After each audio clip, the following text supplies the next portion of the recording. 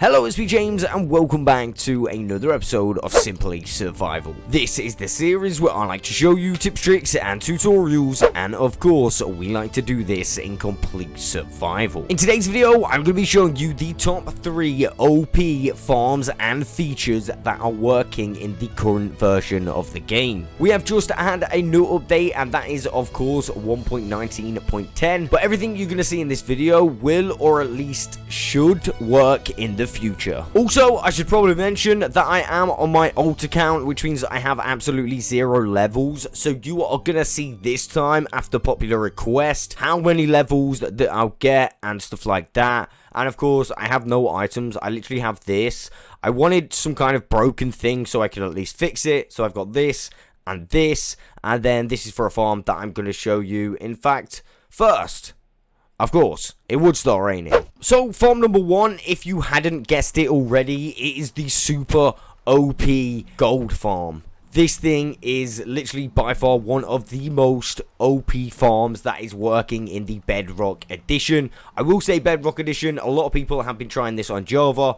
I do mainly play the Bedrock edition. But yeah, this farm right here, you can literally see how many pigmen are spawning. That means we are going to get ourselves absolutely loads and loads of gold. Now, let me show you how I've got this set up, because you can actually have a trident killer on this system, which will increase the rates, and you can also get XP. But right now, let me show you how I've got it set up, because I've got it set up without a trident killer. And if you do have it set up where they're just using full damage to die, you will only actually receive golden nuggets and flesh. What I'm going to do is take out all the golden nuggets from my AFK session earlier and see what I can do. Now, with all the rotten flesh, I will show you something I can do with that a little bit later. Alright, so this is how much gold we've got at the minute, and you can hear them literally falling over and over again. We've got another stack here.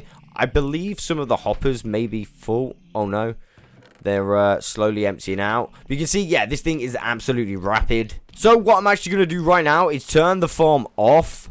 I'm going to let the remaining pigmen, which is a hell of a lot of pigmen, die from the full damage. And then I'm going to set this thing up with my trident and trident killer to obviously show you how much XP I can get off just this system. I should also mention that there is going to be a full tutorial in the description below. Anyway, let me fix up this trident killer and I'll be back.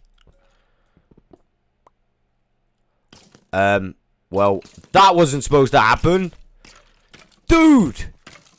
How have I got skeleton horses in there? Well, I'm just gonna have to lose these ones, unfortunately. Well, that is super unfortunate. What the hell? Alright, I am now going to return on the farm, like so, and we're going to go AFK down here for a little bit. Now, hopefully it won't take too long to fix my actual chest plate. Oh yeah, one thing I did forget was a looting sword. I actually had to get my main account to deliver my looting sword. What I'm going to do right now, though, is turn on the trident killer once again, holding the looting sword.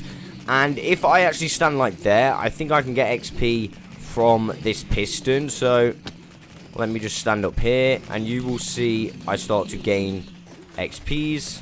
Now I think at this point I'm going to try and see if I can get XP from here. Oh god, I can get hit from there. That's not good. Okay, so this seems like a good place. You can see that I'm getting a fair amount of XP and pretty quick. Unfortunately, I just died. Alright, so I got my levels back. I'm back. What I've also done is emptied out a little bit of this chest, because now that we're going to use a trident killer, we're actually going to get these swords, which does give us another problem. We do have to sort these out, like smelt them. We could also remove the XP from these using a grindstone. That would give us a little bit more XP. However, what I'm going to do right now is turn it on and AFK, like maybe here, like this. And I think I should get the XP from here. And yeah, and it's pretty safe. So yeah, I'll be back in a second.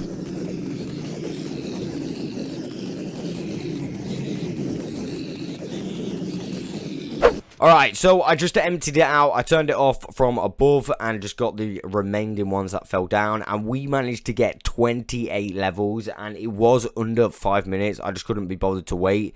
This farm is well and truly so OP, it's unbelievable. Not to mention, just look at that. Wow, we got so much nuggets. Now, I would go so far as to say, if you do not have a trident killer, maybe add one if you're looking to get a lot of gold and in a short amount of time. I mean, boom. That was literally off 5 minutes work. Now, it would be nice to have these sorted out so we could, you know, take the XP off them and smelt them straight away. But other than that, I mean, I'm pretty happy. Let's see how much gold we got right in the end. In the end, I did get about 34 blocks, 5 ingots, and 2 little nuggets. I'm not sure if there's any left over. I'm sure there is somewhere. Not bad going. But I did say that the rotten flesh can be used for something, and I'm going to show you what exactly we can use it for right now. But if you are wanting to build this exact farm that you can see behind me, I am going to throw a full tutorial in the description below. So number 2 on the list is villager trading stations. But this villager trading station that I'm showing you is not just any villager trading station. See, the heart of this villager trading station, there is a zombie spawner. And this thing plays a pretty important role in regards to the prices of the items that the villagers sell. Now, every single item that I want to buy in my farm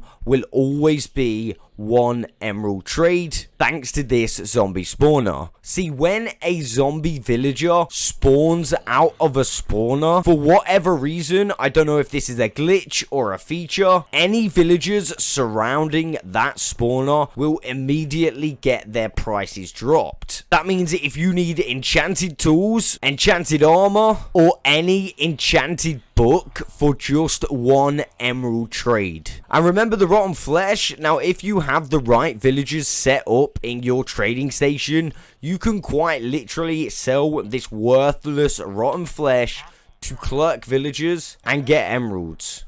I mean, that's crazy. So I've managed to get myself just over a stack and a bit of emeralds just from selling rotten flesh. I already had 48 here, so those don't really count. And not only that, we were on level 28, but just from selling that rotten flesh, I've managed to get up to level 31. And of course, it doesn't just stop there. You can buy anything for 1 emerald trade, and that does include XP itself. So we would receive XP for doing the purchase, and actually XP, you know, for buying XP. So you can literally buy 12 bottles of enchant at a time, which I think is pretty good. You can use this, you know, to repair or just even give it to yourself. It depends what you really want to do. What I'm going to do is spend all the emeralds that I got on bottles of enchant and see how many I can get in total. Alright, so I managed to get myself just under 2 stacks, and what I'm going to do now is literally just throw it over here and collect it. I mean, I don't have anything to repair.